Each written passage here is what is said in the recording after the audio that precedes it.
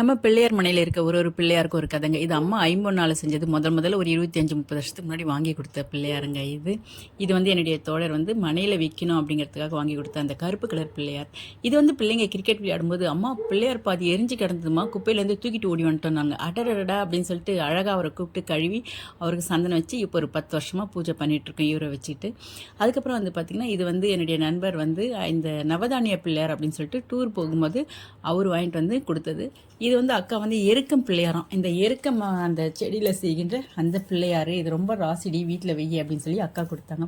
இது என் பையன் டூர் போகும்போது அழகாக சிப்பியில் கேரளாலேருந்து வாங்கிட்டு வந்த பிள்ளையார். இவர் எப்படி வீட்டுக்கு வந்தார்னு இன்றைக்கி வரைக்கும் இவரை பற்றி ஸ்டோரியே எனக்கு தெரியலைங்க. எப்படி வந்தார், ஏன் வந்தார்னே தெரியல. ஆனால் வீட்டுக்குள்ளே இருக்கார், ஏதோ ஒரு ரூபத்தில் வந்துட்டார். இவர் வந்து நம்ம வீட்டு கிரகப்பிரவேசத்துக்கு கொடுத்தாங்க. இவரையும் வந்து பூஜை ரூமில் வச்சுட்டு நம்ம பூஜை பண்ணிகிட்டு இருக்கோம். இது கௌதம் மேனன் எனக்கு வந்து பர்த்டேக்கு ரெட்டை பிள்ளையாராக கொடுத்தாரு. அதில் ஒன்று